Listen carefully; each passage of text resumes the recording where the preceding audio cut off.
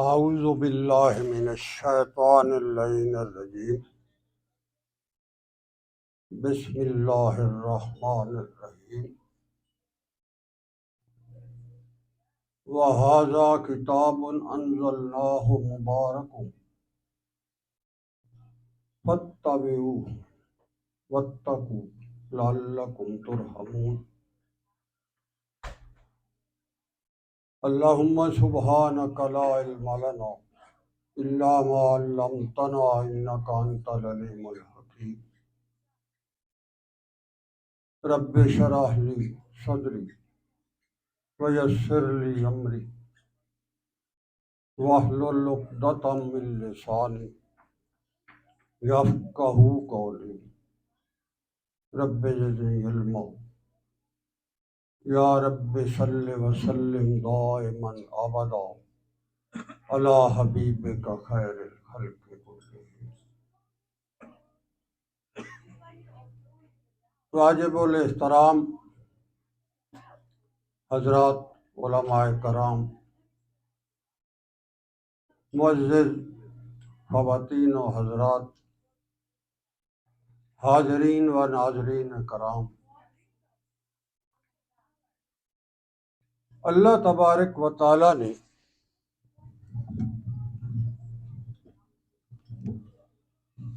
اس ساری کائنات کی بساط اپنی قدرت بسیط سے بسائی اور اس میں اپنی صنائی اور ربوبیت، الوہیت، قدوسیت، رحمانیت، رحیمیت، وہابیت اور رزاقیت کے بھرپور مظاہرے فرمائے، اور اس کے بعد اس نے ہر انسان کو اس پر دعوت فکر و نظر دی ہے۔ جہاں تک خود انسان کا تعلق ہے، اس کو اس معمورہ عالم میں بسانے سے پہلے اس نے انسان کی ضروریات، اس کے تمام تقاضے، ان کے تمام حوائج، اس کا پہلے ایک معقول بندوبست فرمایا ہے، اور اس کے بعد انسان کو اس جہان میں لایا۔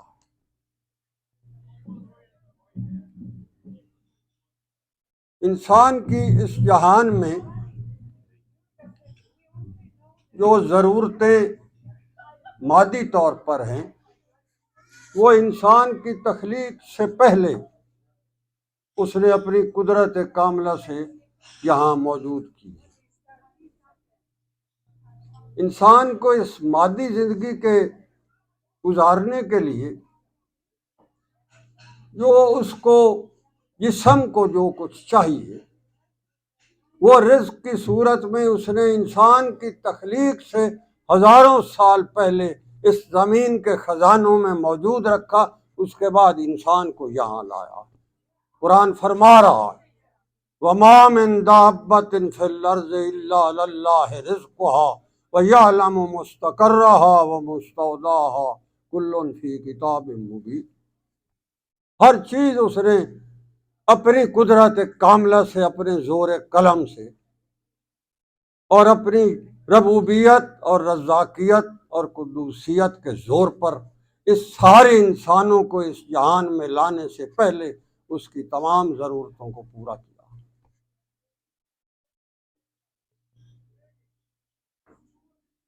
معزز خواتین و حضرات، انسان کی ایک ضرورت ایسی ہے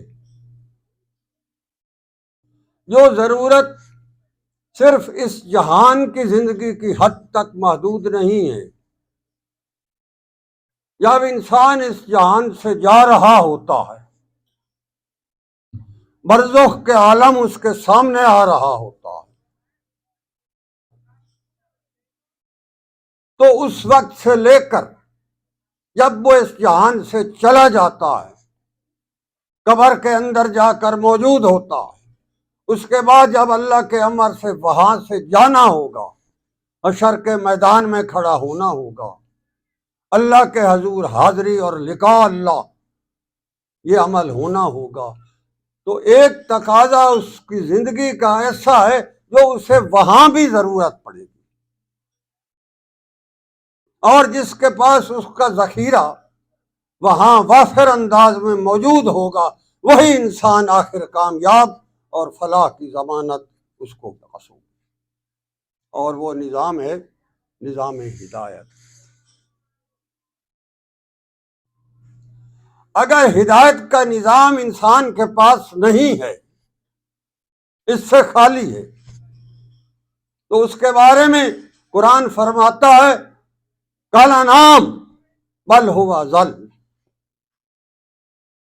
وہ انسان نہیں ہے بلکہ وہ چوپائے جانور کی مثال ہے، بلکہ اس سے بھی گیا گزرا ہے۔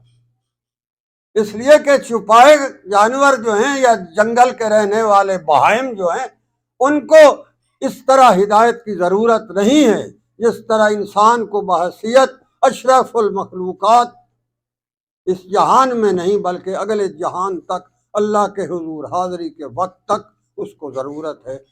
اور اگر کسی کے پاس ہدایت نہیں ہے، باقی سب کچھ ہے،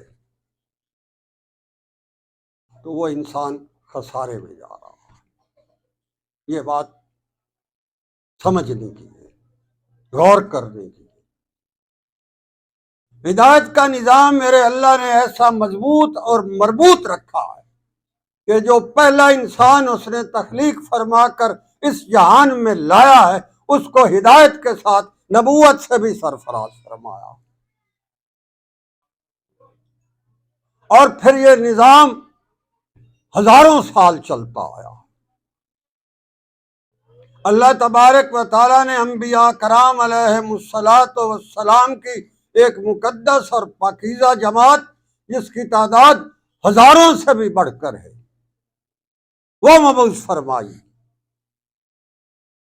اور اس کی ضرورتوں کے لیے انسان کے پاس آسمانوں سے زندگی کا ایک خوبصورت مینڈیٹ ترتیب دے کر انبیاء کرام کے ذریعے انسانیت تک پہنچایا ہے۔ ہر زمانے میں، ہر قوم پر، ہر خطہ زمین پر اللہ تبارک و تعالیٰ کی طرف سے انبیاء کرام تشریف لاتے رہے، اللہ کا پیغام سناتے رہے، انسانیت کو ہدایت سے سرفراز فرماتے رہے، اور اپنی اپنی زندگی کے مشن مکمل کر کے اس جہان سے تشریف لے جاتے رہے، حتیٰ کہ انسانیت کو اللہ تبارک و تعالیٰ کی طرف سے جب معراج عطا ہو، شرف انسانیت کو عروج عطا ہوا، اور انسانیت کو اللہ تبارک و تعالیٰ کی طرف سے شرف کا وہ رتبہ عطا ہوا جو پھر پوری کائنات کی ساری مخلوقات میں عرشوں کے مکین ملائکہ تک کو یہ شان اور عظمت عطا نہیں ہوئی جو اللہ نے انسان کو عطا فرمائی۔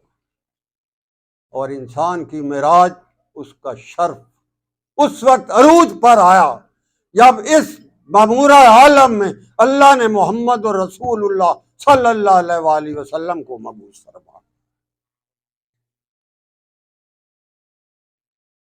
اور پھر اس کے ساتھ وابستہ جو ہدایت کا نظام آسمانوں سے آیا، وہ ایسا آیا کہ جب سے وہ آیا ہے اور جب تک یہ جہان قائم رہے گا، اور قیامت کے قائم ہونے تک جو آخری انسان بھی آتا رہے گا، محمد رسول اللہ صلی اللہ علیہ وآلہ وسلم کی نبوت کا سورج نصف النہار پر چمکتا ہے۔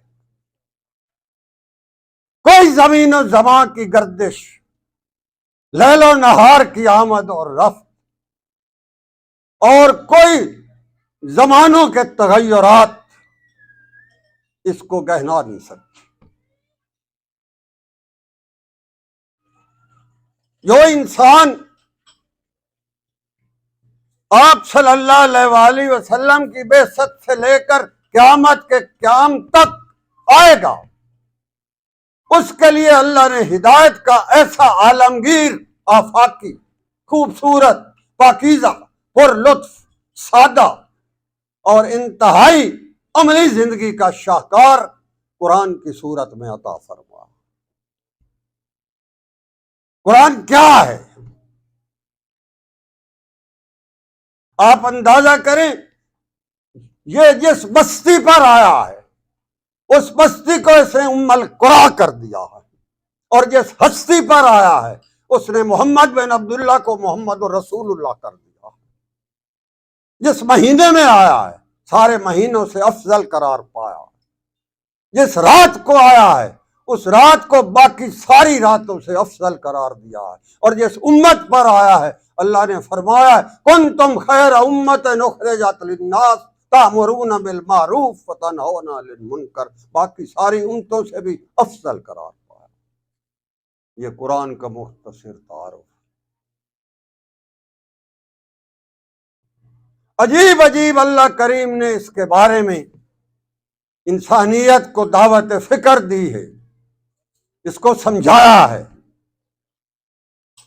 اس کو اس طرف بلایا ہے، اس کی عظمت اور اہمیت کو اجاگر فرمایا ہے، اور انسان کے لیے ہدایت کے اس خزانے تک آپ صلی اللہ علیہ وآلہ وسلم کے طفیل دسترس کو ایسا یقینی بنایا ہے کہ کوئی انسان کسی زمانے میں کسی خطہ زمین پر کسی ملک سے ہوتا ہوا زمین کے کسی گوشے پر رہتا ہوا اگر وہ ہدایت کی طرف رخ کرتا ہے تو محمد اور رسول اللہ پر نازل ہونے والا قرآن اس کی فوراً رہنمائی کرتا۔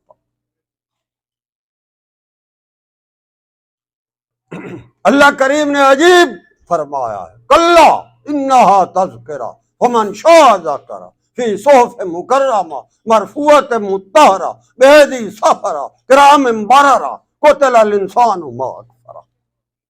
یہ تو وہ کلام ہے، اس کے اندر نیت تذکیر ہے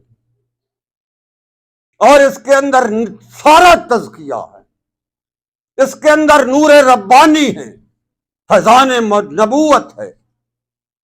ارے سدرۃ المنتہا سے لے کر کلاب اثر محمد اور رسول اللہ تک 26,000 اڑانے بھری ہیں 23 سال میں اللہ کے اس پاک کلام کو محمد اور رسول اللہ تک پہنچانے کے لیے جبرائیل امین۔ اس سے قبل جتنے انبیاء کی تاریخ ہے، جتنے صحف اور کتب نازل ہوتے رہے، ان سب میں کسی نبی پر بھی جبرائیل امین کی طرف سے 26,000 اڑانے 23 سالوں میں ثابت رہی ہیں۔ وہ صرف محمد رسول اللہ کے اس پاک کلام کی برکت سے اس جہان میں اللہ نے یہ اعزاز بخشا۔ انہا تذکرہ، اس کے اندر بہت میں نے نصیحت کی باتیں رکھی۔ جو چاہتا ہے اس کو آئے میدان میں کھڑا ہو، اللہ کی طرف رجوع کرے، اس قرآن کی طرف رخ کرے۔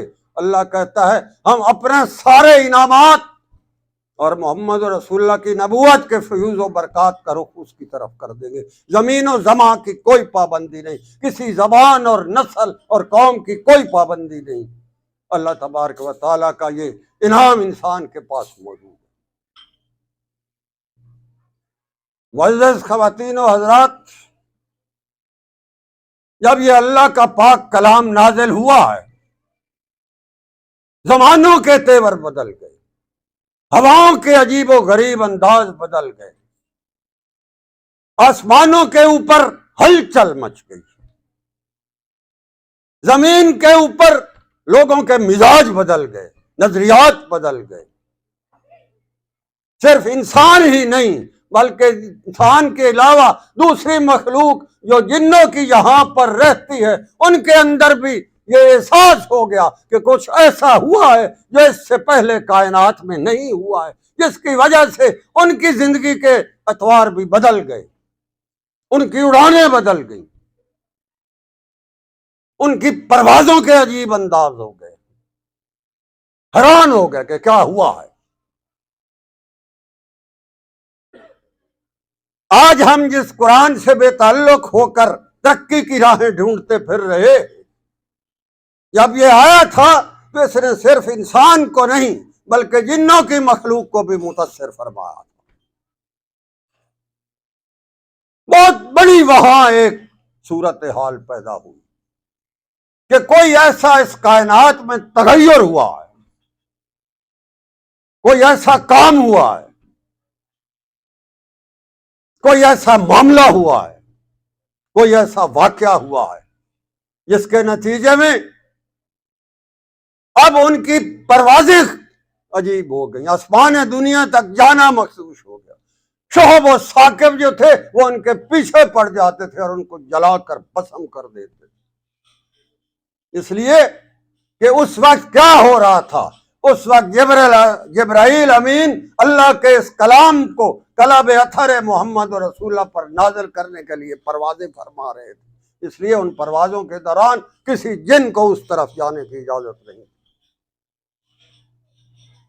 قرآن کریم کے اندر کچھ صورتیں ایسی عجیب ہیں.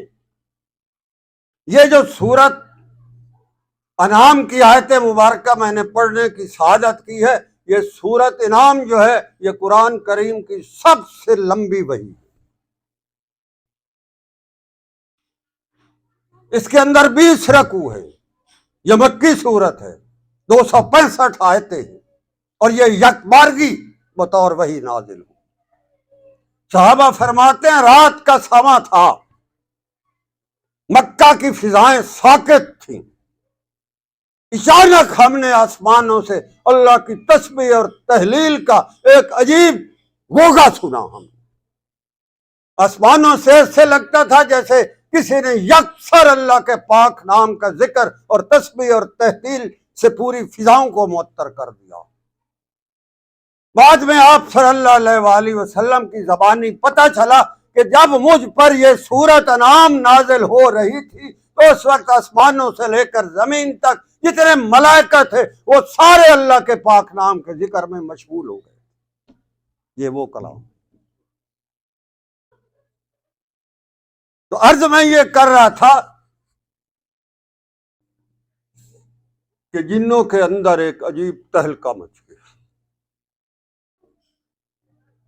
ان کے سردار نے بہت بڑی میٹنگ بلائی، مشاورت ہوئی کہ کچھ ہوا ہے، وہ غیر معمولی ہے. اس سے پہلے کیونکہ ان جنوں کی زندگی انسانوں سے بھی اس زمین پر پہلے ابھی انسان آباد نہیں ہوئے تھے کہ اس زمین پر جن پہلے سے موجود تھے. حیران ہو گئی دنیا کیا ہوا ہے. ان کے سردار نے پوری دنیا کے لیے وفد تشکیل دے دی اور اس نے گروپ بنا دیے. پوری دنیا میں دیکھو، پتہ کرو، تحقیق کرو، جا کر لوگوں کے احوال معلوم کرو کہ کچھ ہوا ہے، کیا ہوا ہے. اس دوران آپ صلی اللہ علیہ وآلہ وسلم طائف کے سفر سے واپس آ رہے تھے.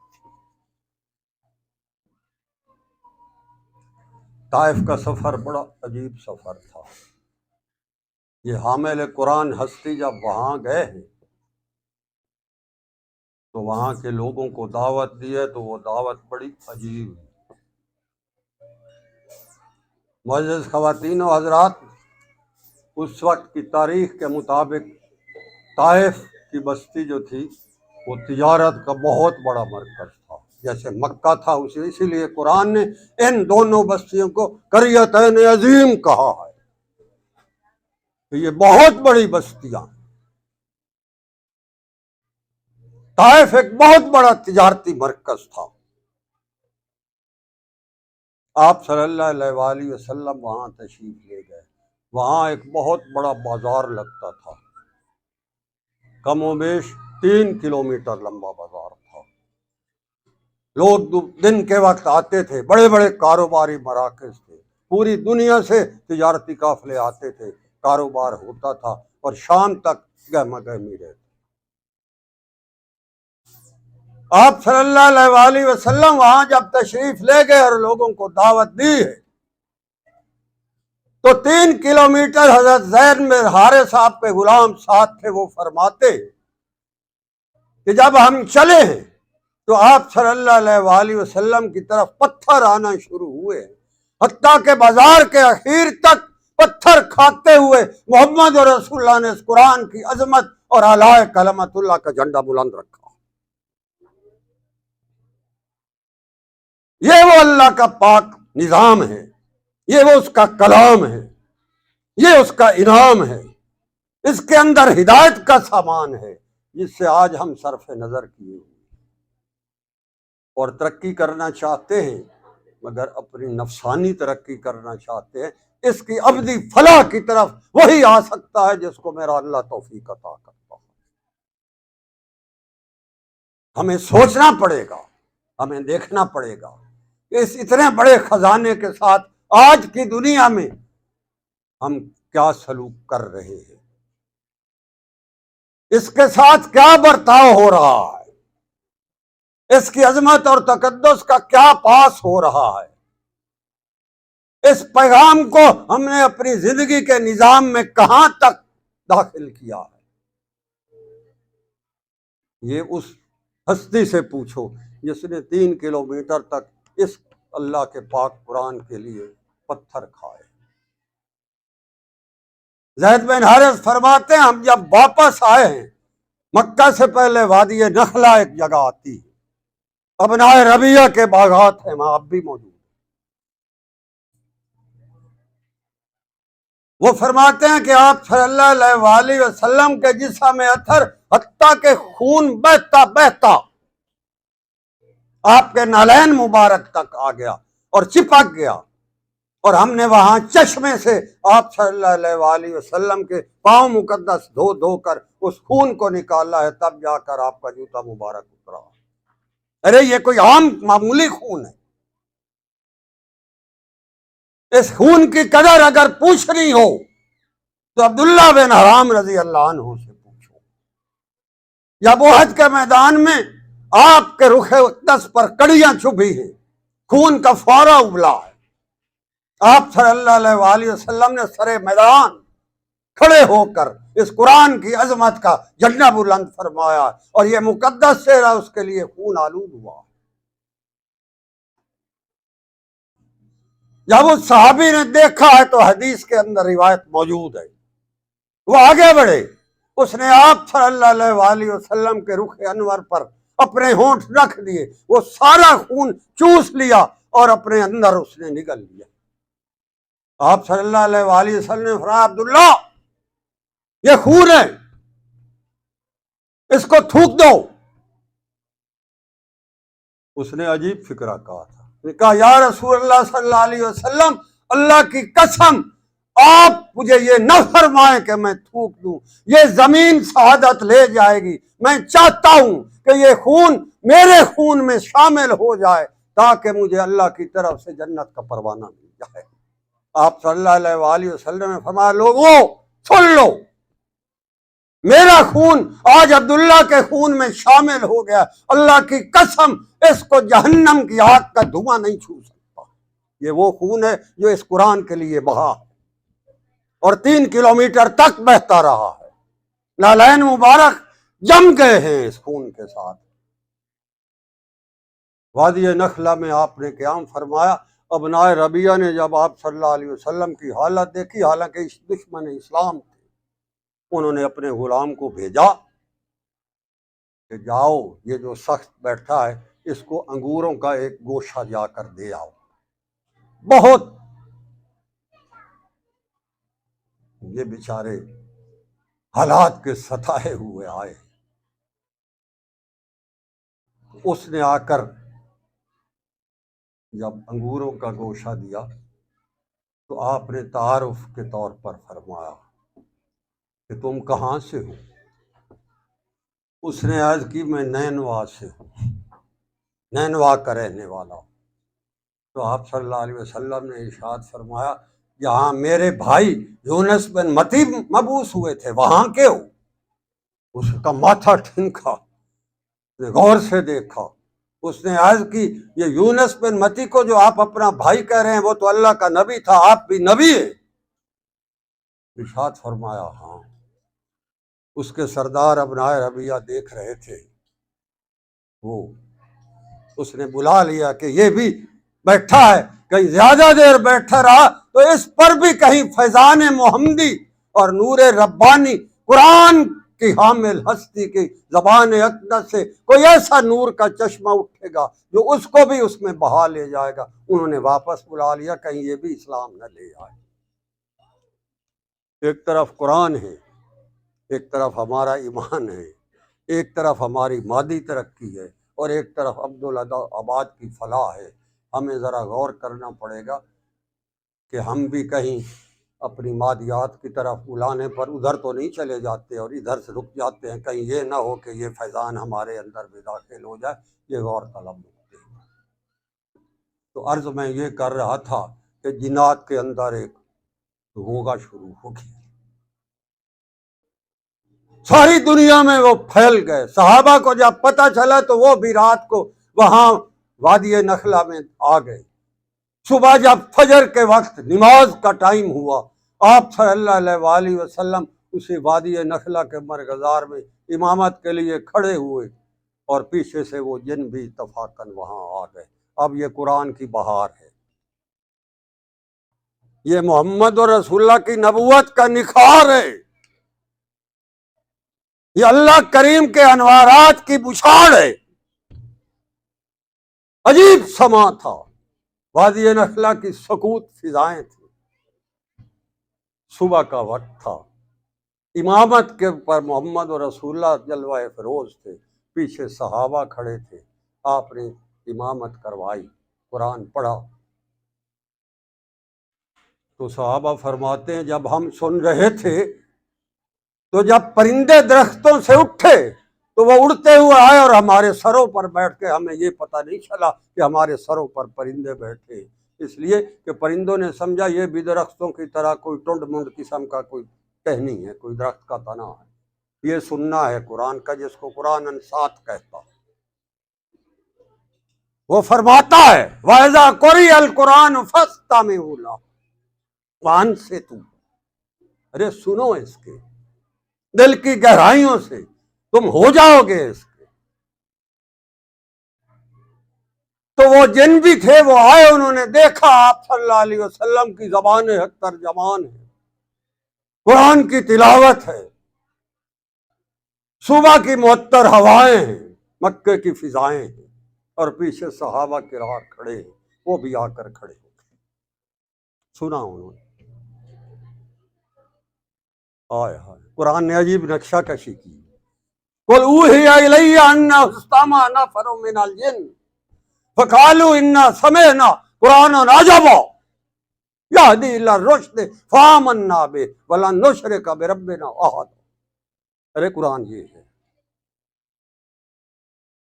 سنا جب انہوں نے، اللہ فرماتا ہم نے جنوں کی ایک نفری آپ کی طرف بھیج دی، نصیبین کے وہ جن تھے، 7 ان کی تعداد تھی، بڑے عجیب و غریب تھے۔ انہوں نے آ کر جب آواز سنی تو وہ بھی صحابہ کے پیچھے صف بستہ ہو گئے۔ ایک اور جگہ اللہ کریم نے اس کا عجیب اور منظر کشی فرمائی، وَإِذَا صَرَّفْنَا الْجِنَّ، جب ہم نے جنوں کو آپ کی طرف بھیجا، يَسْتَمِعُونَ الْقُرْآنَ، انہوں نے سنا اس قرآن کو، فَلَمَّا حَضَرُوهُ قَالُوا أَنصِتُوا، جب حاضر ہوئے تو انہوں نے کہا سنو۔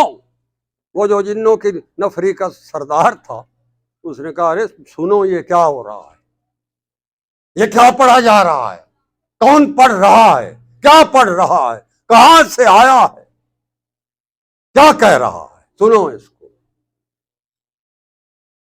فَلَمَّا قُضِيَ وَلَّوْا إِلَىٰ قَوْمِهِم مُنذِرِينَ، جب آپ صلی اللہ علیہ وآلہ وسلم نے 2 رکعت فرض نماز پڑھا کر سلام پھیرا تو وہ یہ پیغام لے کر اپنے جنوں کی طرف چلے گئے۔ انہوں نے کہا ہم نے ایک عجیب کلام سنا، جیسے سورۃ جن میں آیا، قُلْ أُوحِيَ إِلَيَّ أَنَّهُ اسْتَمَعَ نَفَرٌ مِّنَ الْجِنِّ فَقَالُوا إِنَّا سَمِعْنَا قُرْآنًا عَجَبًا يَهْدِي إِلَى الرُّشْدِ فَآمَنَّا بِهِ وَلَن نُّشْرِكَ بِرَبِّنَا أَحَدًا وَأَنَّهُ تَعَالَىٰ جَدُّ رَبِّنَا مَا اتَّخَذَ صَاحِبَةً وَلَا وَلَدًا یار اس سے بڑا واعظ تو کوئی بڑے سے بڑا مبلغ نہیں کر سکتا۔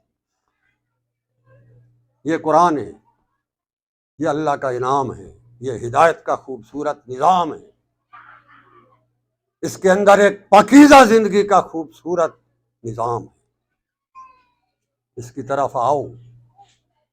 یہ خزانہ اللہ نے ہمارے لیے بنایا، باقی امتوں کے لیے نہیں بنایا۔ یہ فضائیں معطر ہیں ان 26,000 جبرائیل امین کی پر نور اڑانوں کی، جس کا مرکہ ہے یہ اللہ کا پاک کلام۔ حیران رہ گئے۔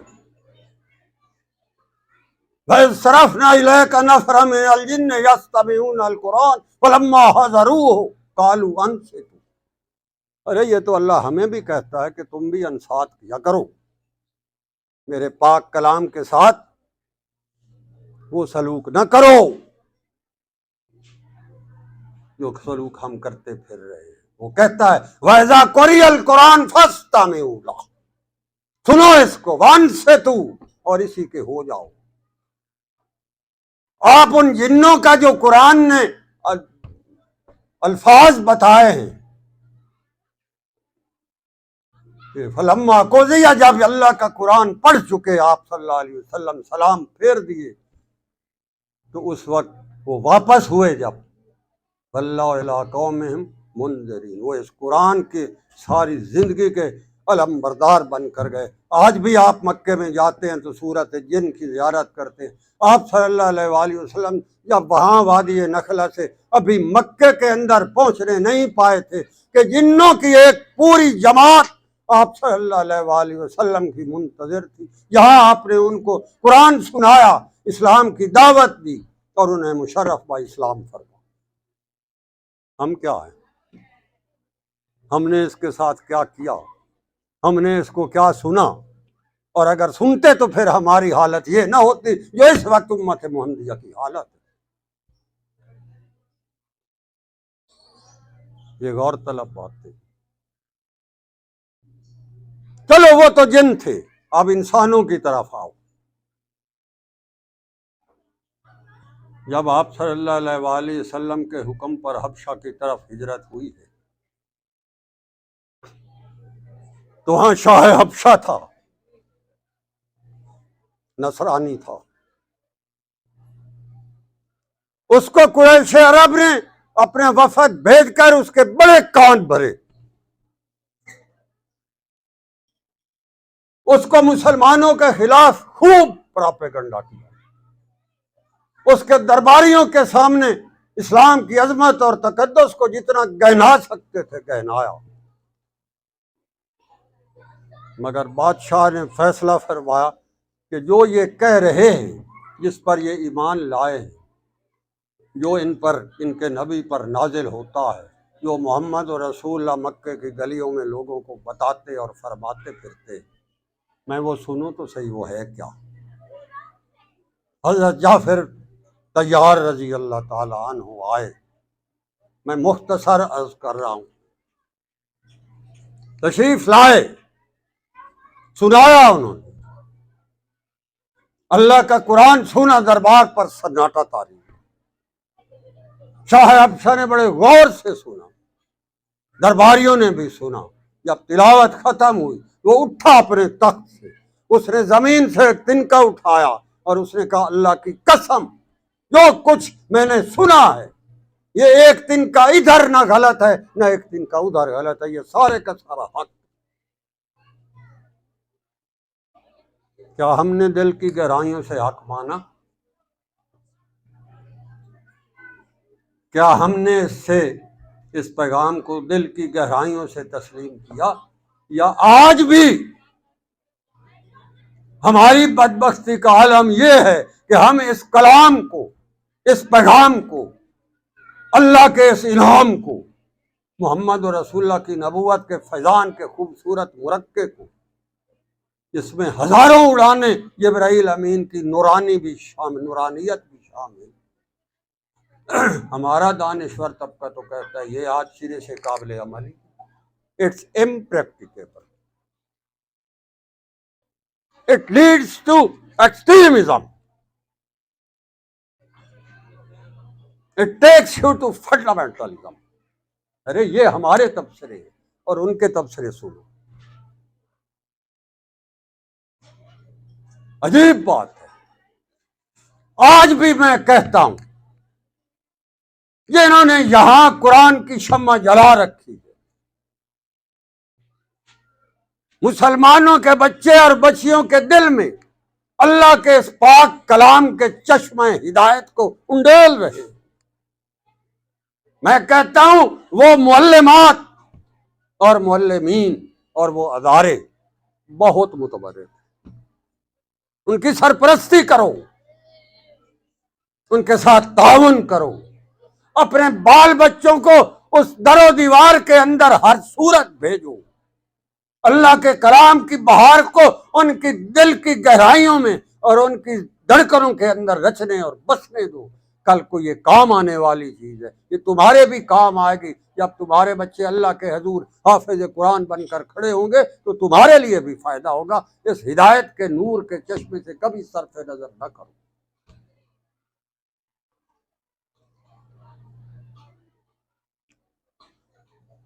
میں آفرین کہتا ہوں ان لوگوں کو، یہ سرمایہ ہے ہمارے ایمان کا. ان کے در و دیوار کے اندر اپنے بال بچوں کو مقید کرو. اللہ کے پاک کلام کے خزانے کے یہ خوبصورت نور کے چشمے جو بہہ رہے ہیں اور یہ جو بہا رہے ہیں، ان کی توقیر اور تقریب کرو، اس کو غنیمت سمجھو. عرض میں یہ کر رہا تھا کہ شاہ حبشہ نے یہ سنا، وہ وہیں مسلمان ہو گیا. اس نے تیاری کر لی کہ میں جاتا ہوں. آپ صلی اللہ علیہ وسلم اس وقت مدینہ طیبہ ہجرت فرما آئے تھے. میں جاتا ہوں، مگر اس کی سلطنت کے حالات ایسے ہو گئے کہ مخالفت بڑھ گئی، اور اس نے فیصلہ کیا اگر میں اب سلطنت سے نکل کر مدینہ طیبہ جاتا ہوں تو پیچھے سے یہ دوبارہ سارے کفر پر آ جائے. اس نے اپنی طرف سے ایک بہت بڑا شاہی وفد ترتیب، 70 مقربین پر وہ مشتمل تھا. اس میں حضرت جعفر طیار بھی تھے. اس نے اپنی طرف سے اسلام کے نام پر آپ صلی اللہ علیہ وآلہ وسلم کے ساتھ بیعت کے لیے ایک ہائی پاور ڈیلیگیشن، جس میں اس نے اپنا بڑا بیٹا بھی بھیجا تھا. اللہ کی شان کہ جب یہ شاہی وفد بحری بجرے پر سوار ہو کر آیا ہے تو جو اس کا بیٹا تھا وہ سمندری طوفان میں پھنس گیا، اس کی کشتی ڈوب گئی، وہ اللہ کو پیارا ہو گیا. اور دوسرا وفد جو تھا وہ بحفظ و امان مدینہ طیبہ پہنچ گیا. جو شاہ حبشہ کی طرف سے آپ صلی اللہ علیہ وآلہ وسلم کے دست اقدس پر اسلام کے نام پر بیعت کرنے آیا. یہ بعض اوقات لوگ آج کل بیعت کے اوپر بھی بڑے سیخ پا ہوتے ہیں. ہمارے اندر بڑے بڑے رولے ہیں، مجھے پتا ہے. بیعت سے سیخ پا ہونے کی کیا ضرورت ہے؟ اللہ کے قرآن نے بیعت کا بخاص تذکرہ فرمایا، عورتوں کے بیعت کا علیحدہ ذکر فرمایا، مردوں کا علیحدہ فرمایا، اور بڑے عجیب انداز میں فرمایا، بڑے عجیب انداز. ان الذین یبایعونک انما یبایعون اللہ.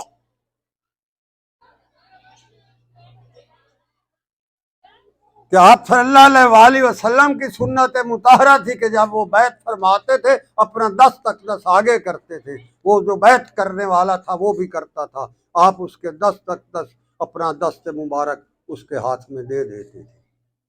اس کو بیعت کہتے ہیں، یہ سنت نبوی ہے. آپ صلی اللہ علیہ وسلم نے کپڑا پکڑ کر ابھی خواتین سے آپ نے ہاتھ نہیں ملایا. کہ آج کل عورتوں سے ہاتھ ملانے کے فیشن بھی بڑے عام ہیں، یہ بھی ترقی پسندی کی علامت بن گئی. آپ صلی اللہ علیہ وآلہ وسلم سے کسی غیر محرم عورت سے ہاتھ ملانا کبھی ثابت نہیں۔ آپ نے جو عورتوں کی بیعت فرمائی ہے تو آپ نے کپڑا پکڑ کر فرمائی۔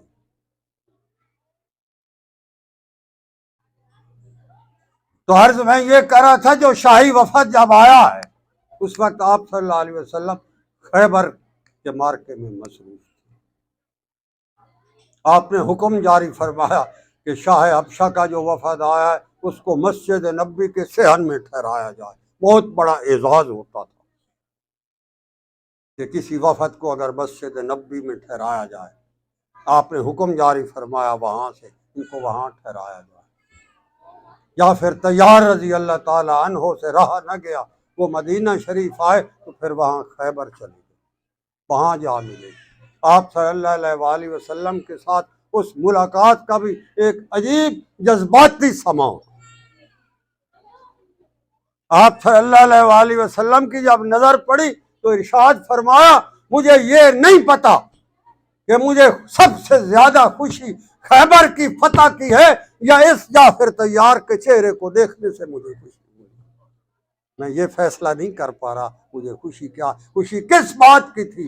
اس بات کی کہ اس نے شاہ حبشہ کے دربار میں کھڑے ہو کر اس قرآن کی عظمت کا وہ لوہا منوایا تھا کہ شاہ حبشہ کو بھی بادشاہ ہونے کے باوجود محمد و رسول اللہ صلی اللہ علیہ وسلم کی خاک پاک کا ذرہ ہونا پڑا۔ ٹائم زیادہ تو نہیں ہو رہا، مصروف لوگ ہوتے ہیں نا آپ اس میں۔ تو میں عرض یہ کر رہا تھا کہ آپ صلی اللہ علیہ وآلہ وسلم واپس تشریف لائے خیبر سے، ملاقات ہوئی، نیک جذبات کا تبادلہ ہوا، محفل آراستہ تھی، مسجد نبوی کا صحن تھا، مدینہ طیبہ کی معطر فضائیں تھیں، صحابہ کبار کی عجیب و غریب معصومانہ ادائیں تھیں، اور محمد و رسول اللہ صلی اللہ علیہ وآلہ وسلم کی جلوہ افروزیاں تھیں۔ عجیب ماحول۔ تو شاہ حبشہ کا وفد جو حضرت تشریف لایا، اس نے ایک عجیب فرمائش کر دی، عجیب۔ وفد کے سربراہ نے عرض کی، یا رسول اللہ صلی اللہ علیہ وآلہ وسلم، ہم نے آپ پر نازل ہونے والے اس پاک اور مقدس کلام کو وہاں حبشہ کے درباروں میں سنا ہے۔ آپ کے خدام کی زبانی ہم نے اس کے عجیب و غریب نظارے اور خوبصورت اور پاکیزہ اپنے دل کی تاروں کو ہم نے اس سے معطر کیا ہے۔ آج اللہ نے موقع دیا ہے، مدینہ طیبہ کی فضا ہے، مسجد نبوی کا صحن ہے، آپ کے خدام کی جماعت ہے، آپ جلوہ فروز ہیں، تو ہمارے دل کی خواہش یہ ہے کہ آج محمد رسول اللہ صلی اللہ علیہ وسلم ہمیں اپنی زبان اقدس سے یہ کلام سنائیں۔ ہم یہ سننا چاہتے ہیں۔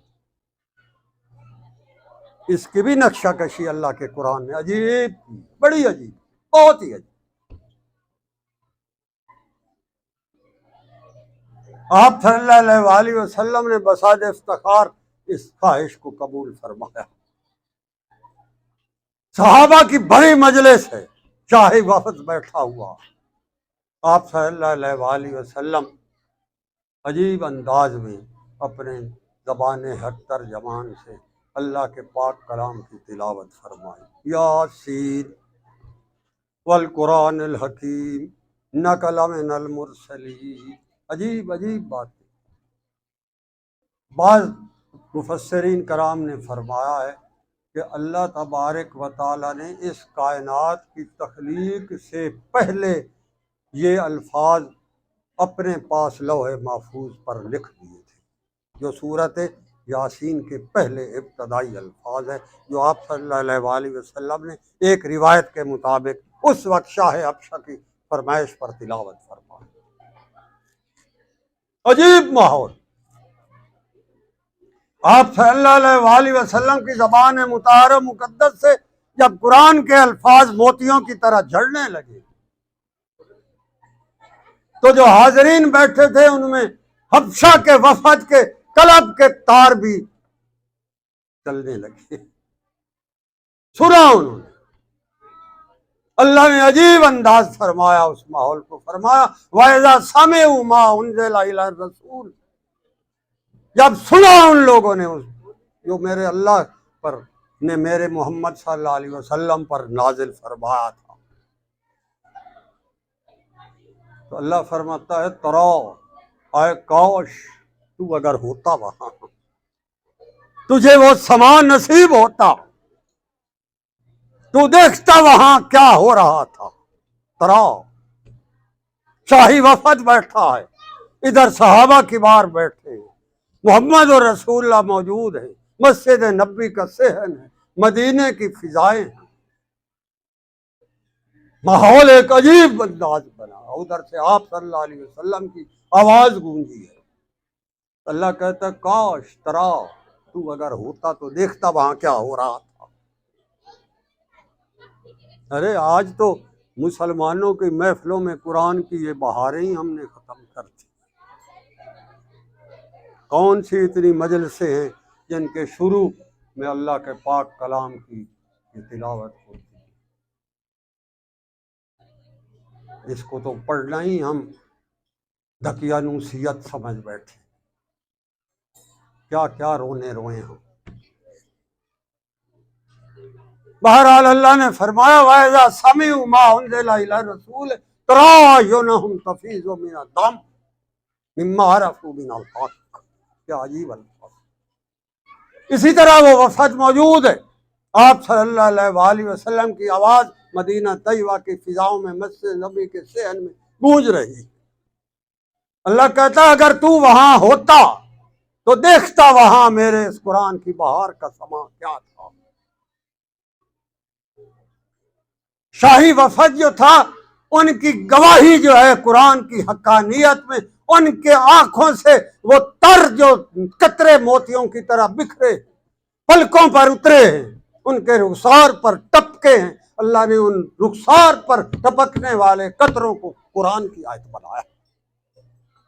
ارے کیا تقدس ہوگا ان کے ان آنسوؤں، کیا پاکیزگی ہوگی ان کے دلوں میں اس قرآن کے بارے میں، کیا بہار آئی ہوگی ان کے دلوں پر، ان کے صدور و قلوب پر جب محمد رسول اللہ نے تلاوت فرمائی ہوگی. تو اللہ نے وہ نقشہ کشی کی ہے. تَرَىٰ أَعْيُنَهُمْ تَفِيضُ مِنَ الدَّمْعِ مِمَّا عَرَفُوا مِنَ الْحَقِّ.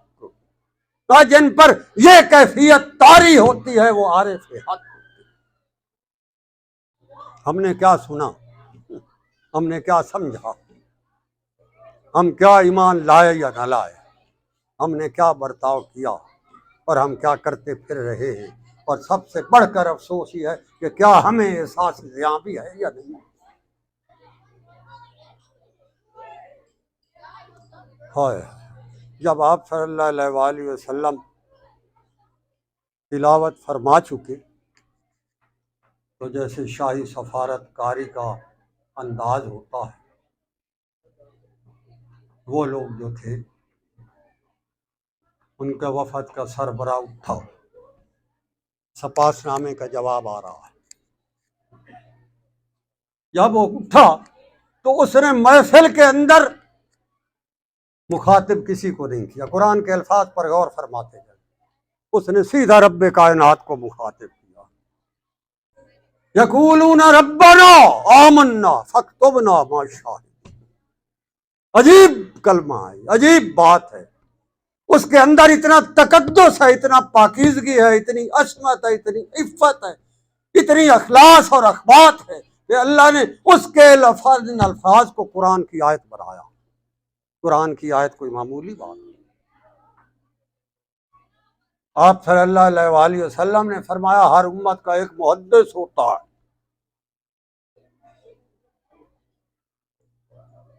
میری امت کا محدث عمر ابن خطاب. یہ وہ ہستی ہے امت محمدیہ میں کہ اس کے بولے ہوئے کئی ڈائلاگ بھی اللہ نے قرآن کی آیت بنائے. اس کے دیے ہوئے صاحب مشوروں کو محمد اور رسول اللہ کے لیے اللہ نے شریعت اسلامیہ کا قانون بنایا۔ ارے یہ انصات ہے۔ اللہ کہتا ہے وان سے تو میرے قرآن کے ساتھ ظلم نہ کرو، اس کی عظمت اور تقدس کے اسیر ہو جاؤ، اس کو اپنی زندگی کا اوڑھنا بچھونا بناؤ، اس کو سن کر ناقابل عمل اور ترقی کے راستے میں رکاوٹ کے تانے مت دو، اس کو اپنی فلاح کا ذریعہ سمجھو۔ تو عرض میں یہ کر رہا تھا، مسجد نبوی کے صحن میں وہ سما تھا جس کی منظر کشی قرآن فرما رہا۔ تو شاہ حبشہ کا وفد جو تھا یہ اٹھا ہے، اس نے براہ راست اللہ کو مخاطب کیا ہے قرآن سن کر۔ اسی لیے تو حدیث مبارکہ ہے نا کہ جب کوئی قرآن پڑھتا ہے تو اللہ تبارک و تعالیٰ براہ راست اس کو سنتا ہے۔ کبھی ہم نے ایسا پڑھا؟ اللہ ہم سب کو ایسا پڑھنے کی توفیق عطا۔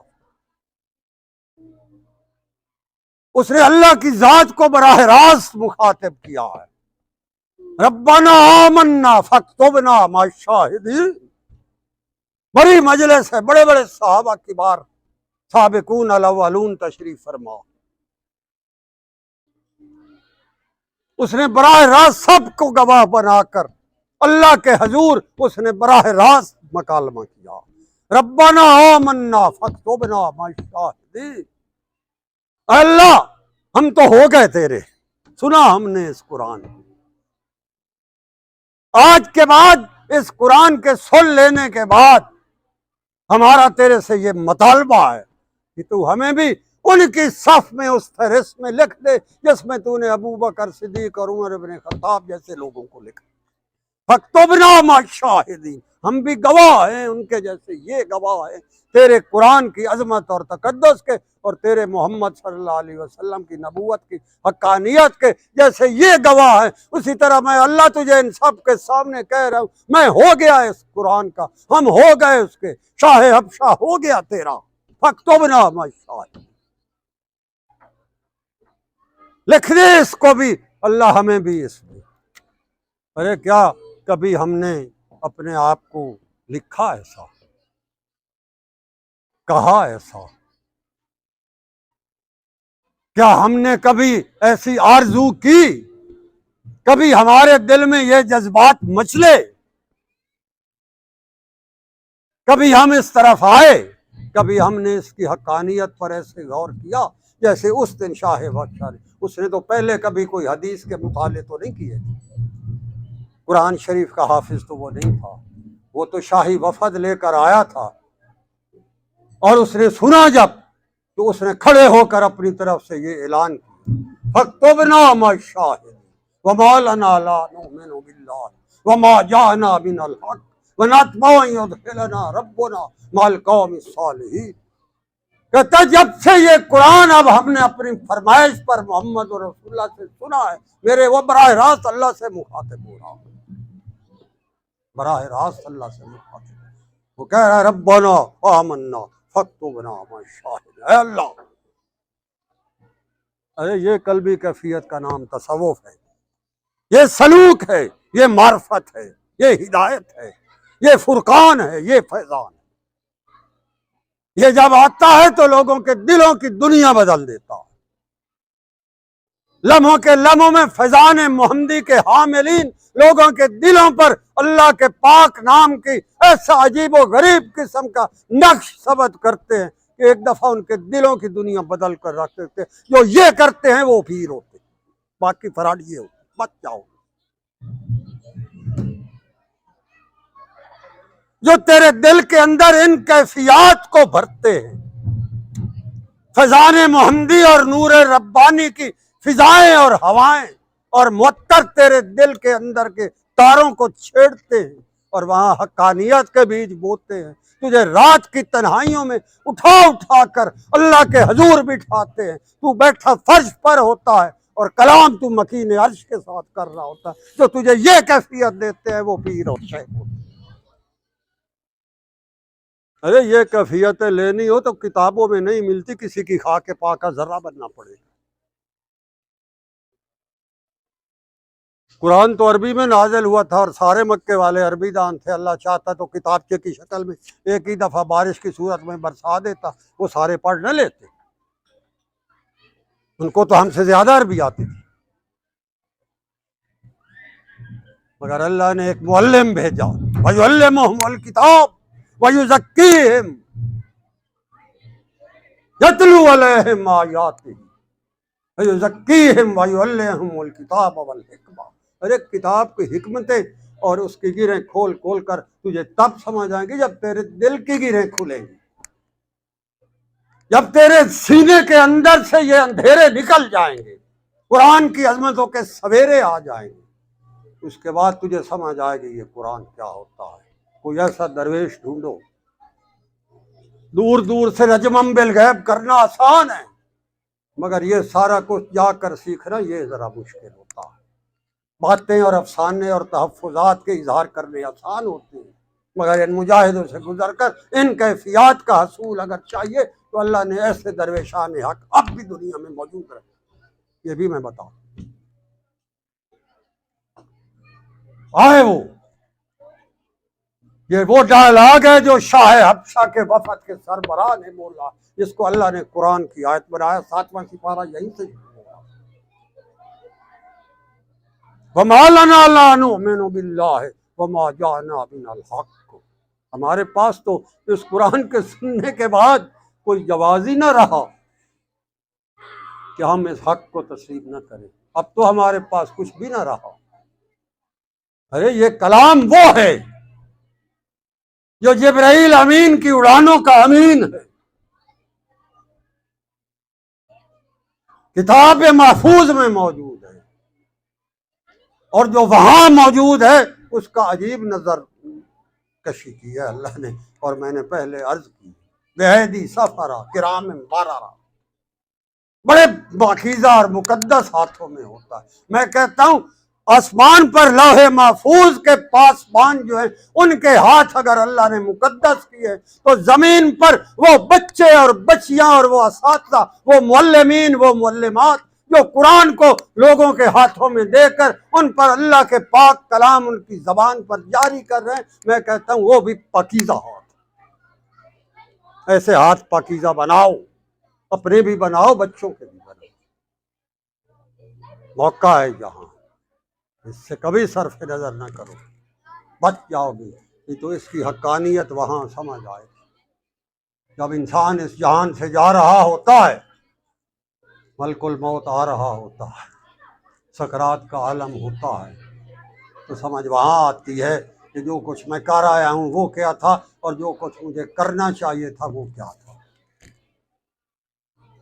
مختصر عرض کرنا چاہ رہا ہوں، ٹائم کافی ہو رہا۔ تو شاہ حبشہ کے وفد نے پتہ کیا کہا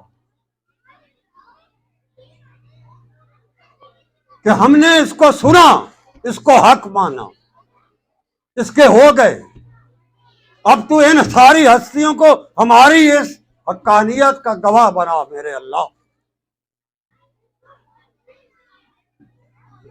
اب اس سے بڑھ کر اللہ سے کوئی کیا مطالبہ کرے؟ وہ ابو بکر صدیق، عمر ابن خطاب، عثمان ذی النورین، علی المرتضیٰ جیسی ہستیوں کا ہم نشین بننے کا کہہ رہا ہے، ان کو گواہ بنا رہا ہے اور دل کی گہرائیوں سے بنا رہا ہے۔ یہ کوئی ایسے الفاظ کی جگلری نہیں تھی، یہ ایسے گلابی ترکا نہیں تھے، یہ ایسے زبانی جمع خرچ نہیں تھا، یہ اس کے دل کی گہرائیوں کی آواز تھی، جو قرآن کا مطالبہ ہے، جو بنیاد ہے۔ جب تک یہ تیرے دل کی آواز نہیں بنتا اس وقت تک تو اس خزانے پر نہیں پہنچ سکتا۔ اسی لیے میں کہتا ہوں جو تیرے دلوں کی گرہیں کھولتے، جو تیرے سینوں کو پھاڑ کر ان کی سرجری کر کے اللہ کے پاک نام محمد رسول اللہ کے نبوت کے فیضان کے بیج بوتے ہیں، ایسے کسی درویش کے پاس جایا کرو جو تجھے بتائے قرآن کیا ہے، اسلام کیا ہے، محمد و رسول اللہ کی نبوت کا فیضان کیا ہے اور اللہ کا پاک کلام کیا ہے، یہ وہ بتا سکتے۔ اب تو باری اللہ کی تھی، جواب دیتا وہ۔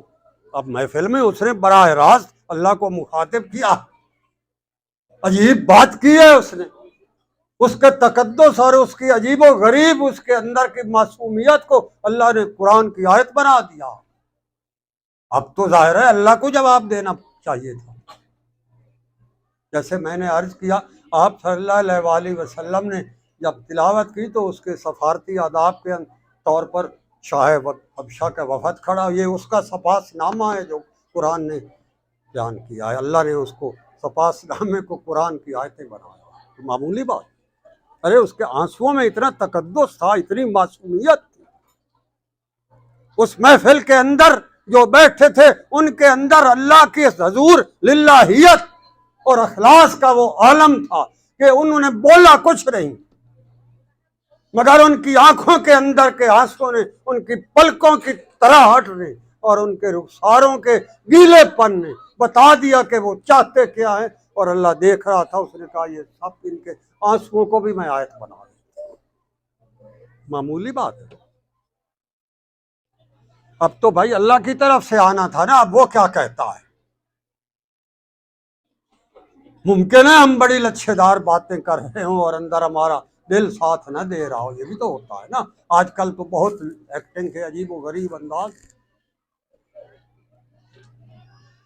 اب اگر اللہ کو پسند، وہ تو دلوں کی دھڑکنوں کو جانتا ہے، وہ تو اس جگہ ہوتا ہے، وہ فرماتا ہے جہاں تیرے دل کی باریک رگیں حرکت کرتی ہیں اور خون ان سے رگڑ کھاتا ہے، اور اس کے نتیجے میں جو جذبات اور احساسات جنم لیتے ہیں، اللہ کہتا ہے میں وہاں ہوتا ہوں۔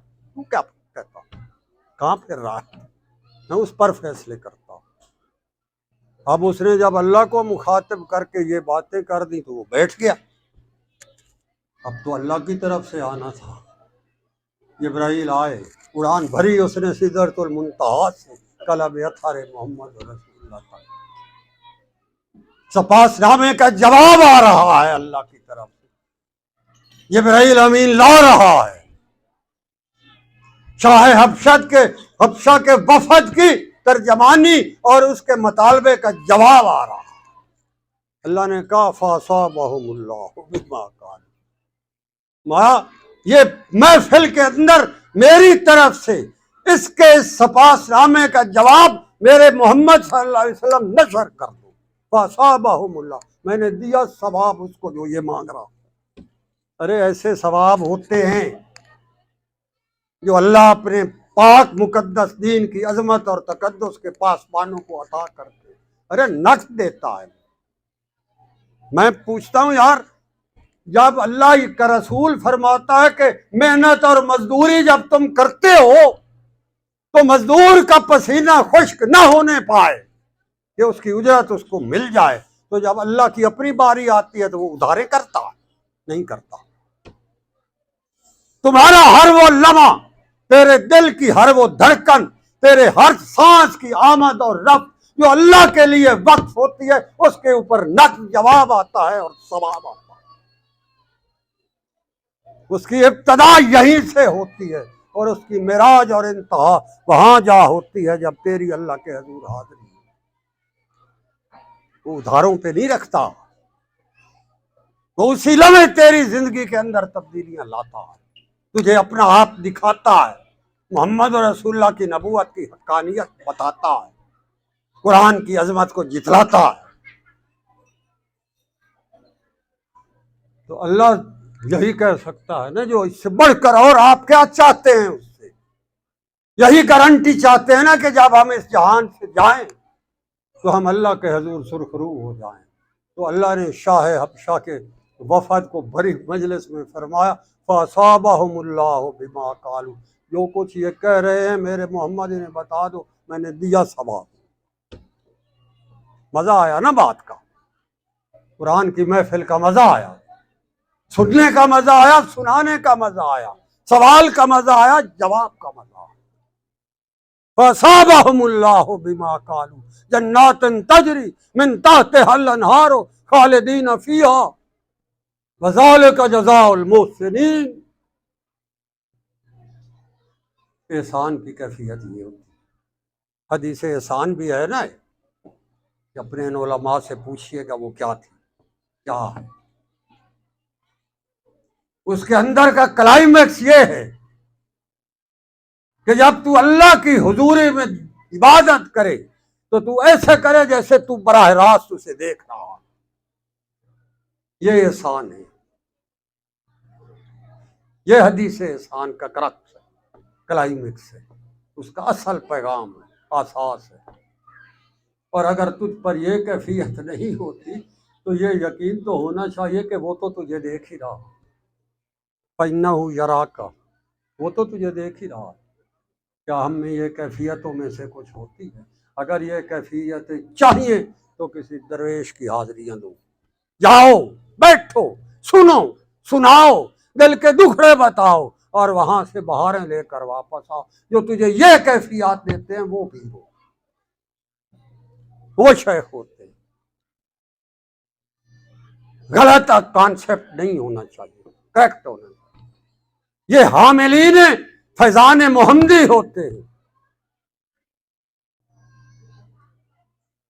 یہ گنبد خضرا کی مکین ہستی کے دربان ہوتے ہیں، محمد رسول اللہ کی نبوت کے فیضان کے امین ہوتے ہیں۔ یہ وہاں سے یہ خزانے لیتے ہیں اور طالبان حق کے دلوں میں اونڈیلتے ہیں۔ جو یہ کرتے ہیں وہ شیخ۔ تو اللہ نے فرمایا میرے محمد بتاؤ ان کو فَأَصَابَهُمُ اللَّهُ، انہوں نے باتیں کی، ہم نے ان کے سارے دکھڑے دور کر دیے، دے دیا ثواب ہم نے ان کو۔ بما قالوا، جو اس نے کہا تھا، ڈرامہ نہیں کیا اس نے، اس بات پر مہر ثبت کر رہا ہے میرے اللہ، جو یہ کہہ رہا ہے یہ دل کی گہرائیوں سے کہہ رہا ہے۔ بما قالوا جنات تجری من تحتها الانہار خالدین فیہا وذالک جزاء المحسنین، ہم ایسے محسنین اور مخلصین کو اسی طرح نقد ثواب دیا کریں۔ یہ قانون ہے۔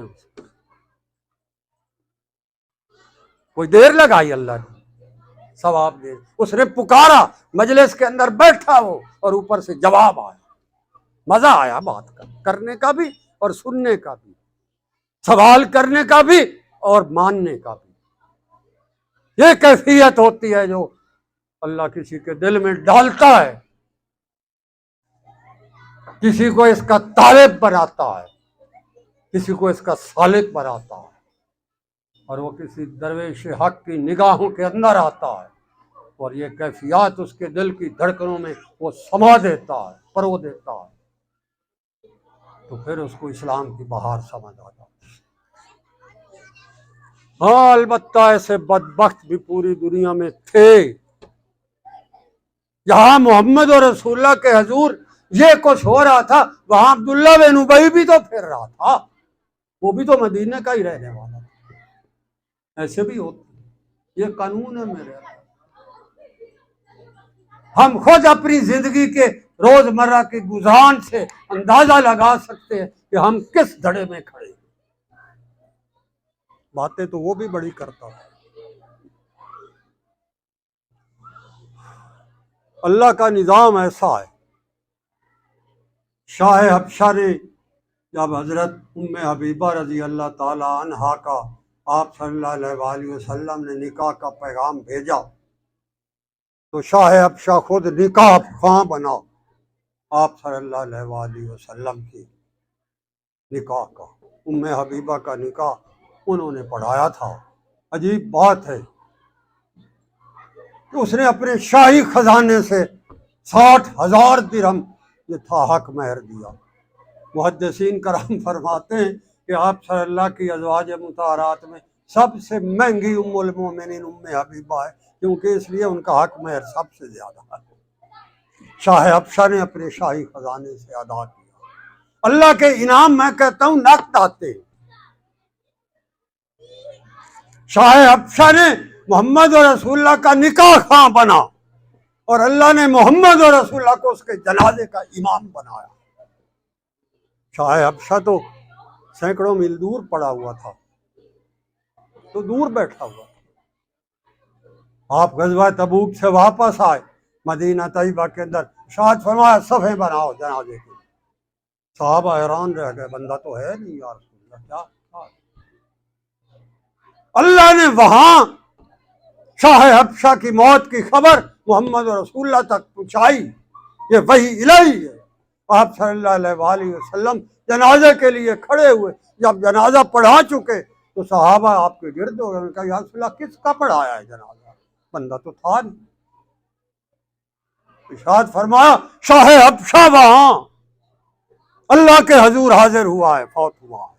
میرے اللہ نے مجھے فرمایا ہے کہ وہ فوت ہوا ہے, وہ آپ کا نکاح خواہ تھا, آپ اس کے آج جنازہ کے امام بنے, ہم نے پڑھایا. یہ وفد تھا تو یہ وفد کے سربراہ تھا. میرے بھائی بات لمبی سے لمبی ہو گئی, آپ کا ہند تو ساری رات دم جائے گی, یہ درویش بولتا رہے گا. مگر مختصر عرض یہ ہے کہ اللہ کے قرآن کے ساتھ وفائیں کریں. امت مسلمہ کا جو حالات اس وقت ہیں ان پر ہم سب کو مل کر رحم کرنا چاہیے. باقی سب دعائیں بھی کروں مگر دوائیں بھی کروں, یہ بھی سنت نبی. آپ صلی اللہ علیہ وآلہ وسلم نے دعائیں کی ہیں.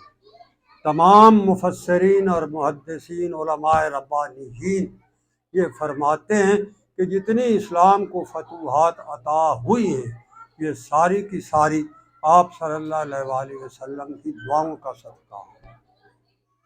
وہ دعائیں یار ریاض الجنہ میں بیٹھ کر حجرہ مطہرہ میں جو جنت کا ایک ٹکڑا تھا وہاں بیٹھ کر بھی تو ہو سکتی تھی, مگر وہ عریش بدر میں رات کو جب آپ نے اپنے خدام کو سفارات کیا ہے کفر کے سامنے, اس وقت یہ دعائیں کی. اور دعا بھی بڑی عجیب ہے, اے اللہ آج اگر یہ کھیت رہے ولن توبد ابدا, پھر عبدالآباد تک تیرے حضور کوئی پیشانی نہیں جھکے گی, کیونکہ اسلام تو گیا. ان دعاؤں کو عرش تک پہنچتا ہو. عرش بری پر ان دعاؤں کے نتیجے میں فیصلے آتے ہیں. کاغذی دعاؤں پر کچھ نہیں ہوتا, فیشنی دعاؤں پر کچھ نہیں ہوتا میرے بھائی. بات تلخ ہے مگر حقیقت ہے. احد میں آپ صلی اللہ علیہ وآلہ وسلم کا وہ مقدس چہرہ جس پر ساری جنتیں قربان, آپ کے پلک ہے مقدس کی ایک اٹھان, آپ کے لب ہے مبارک کی ایک مسکان پر ساری جنت بھاری ہے. وہ ہستی چہرہ جو ہے وہ بھی زخمی ہوا ہے. طائف کے میدان میں بھی نالین مبارک تک خون بہا ہے اور پھر دعائیں قبول ہوئی. تو ہمارے لیے بھی یہی مشعل راہ ہے. اس کی ابتدا اپنی اولادوں کو قرآن کے ساتھ ناآشنا کبھی نہ کرو. ان کے دل کی گہرائیوں میں قرآن کی عظمت اور تقدس کو سرایت کر دو. ان کے رگ و ریشے میں قرآن کا نور اندر آ جائے, سرایت کر جائے. ان کے جسم اور روح کے ہر مسام اور ہر ریزے میں اللہ کے پاک کلام کی خوشبو آئے. یہ جب اس جہان سے جائیں گے تمہارے لیے بھی اللہ کی رحمت کا پیغام بن جائے. میری دعا ہے کہ آج کی اس انتہائی متبرک محفل میں جس میں آپ لوگوں نے مجھ جیسے درویش کو ان علماء اور فضلاء اور ان کی موجودگی میں مجھے بات کرنے کی سعادت بخشی, میں آپ سب کا دل کی گہرائیوں سے بہت مہربان ہوں. میری باتوں سے اگر کسی کی دل آزاری ہوئی ہو تو میں اس کو دل کی گہرائیوں سے معافی چاہتا ہوں. حضرات علماء کرام جو تشریف فرما ہیں ان کی موجودگی میں بات کرنا جو ہے وہ میرے لیے بہت مشکل تھا, مگر چونکہ حکم تھا تو اس لیے مجھے بولنا پڑا. اللہ تبارک و تعالی ان کی مساعی اور ان کی کوشش کو, ان کے اداروں کو اور ان کے دن رات قرآن کے ساتھ وابستہ ان ساری مصروفیات کو اپنے حضور شرف قبولیت عطا فرمائے. آفرین ہے ان والدین پر جنہوں نے اپنے بچوں اور بچیوں کو اللہ کے پاک کلام سے اس حد تک نوازا کہ ان کے رگ و ریشے میں، ان کے قلب اور ان کے سینوں میں اللہ کے پاک کلام کو اتار دیا، جو کہ 26,000 اڑانوں کا جبرائیل امین کا امین ہے، جو محمد رسول اللہ صلی اللہ علیہ وآلہ وسلم کو محمد بن عبداللہ سے محمد الرسول اللہ کا لقب عطا فرما دے، جو جب آیا ہے تو اس نے جن و انس کو متاثر کیا، پہاڑوں اور ریگزاروں کو متاثر کیا، درختوں نے گن گائے ہیں اس قرآن، پرندوں نے گن گائے، جانوروں نے اس کی عظمت کا اقرار کیا۔ تو اللہ تبارک و تعالی ہمیں بھی قرآن کے ساتھ وابستگی کی توفیق عطا فرمائے، ہمارے دلوں کو اپنے پاک نام کے ساتھ منور فرمائے، قرآن کی اساس اور اس کی عظمت کو ہماری آل اور اولاد کے دلوں میں نقش فرمائے، اور جو آج اس محفل کے میزبان ہیں، اس بچی کے ماں باپ ہمارے لیے بہت بڑی خوشی، مبارک تہنیت اور ہمارے لیے ایک بہت بڑی حوصلہ افزائی کا مقام۔ اللہ ان کی ان کوشش کو اپنے حضور شرف قبولیت عطا فرمائے۔ اللہ کریم ہمارے اس قرآن کو، اللہ کے مقدس اور پاکیزہ کلام کو، محمد رسول اللہ صلی اللہ علیہ وآلہ وسلم کی نبوت کے اس فیضان کو اور ایک خوبصورت زندگی کے نظام کو اور اپنے کلام کو ہماری دل و جان کا شہدائی ہم بنائیں، ہمارے دل و جان میں اس کو پیوست فرمائے، علائق کلمت اللہ کے لیے ہمیں قبول فرمائے، اور جن کے لیے یہ محفل آج سجی ہے، اللہ اس بچی کو بھی دین اور دنیا میں رفعت درجات عطا فرمائے، جس ادارے میں جن معلمین اور معلمات نے اس پر محنت کی ہے انہیں اجر عظیم عطا فرمائے، ان کے ادارے کو بھی اللہ مزید ترقی اور رفعت عطا فرمائے، ان کی کوششوں کو اللہ کریم اپنے حضور شرف قبولیت عطا فرمائے، اور ہمارے اس محفل کے میزبانان گرامی کو اللہ تبارک و تعالی اجر عظیم فی الدنیا والبرزخ عطا فرمائے، اور ہمیں بھی اپنے بچوں کو قرآن سے آشنا کرنے کا جذبہ اور توفیق عطا فرمائے۔ وآخر دعوانا الحمدللہ رب العالمین، جزاک اللہ خیر۔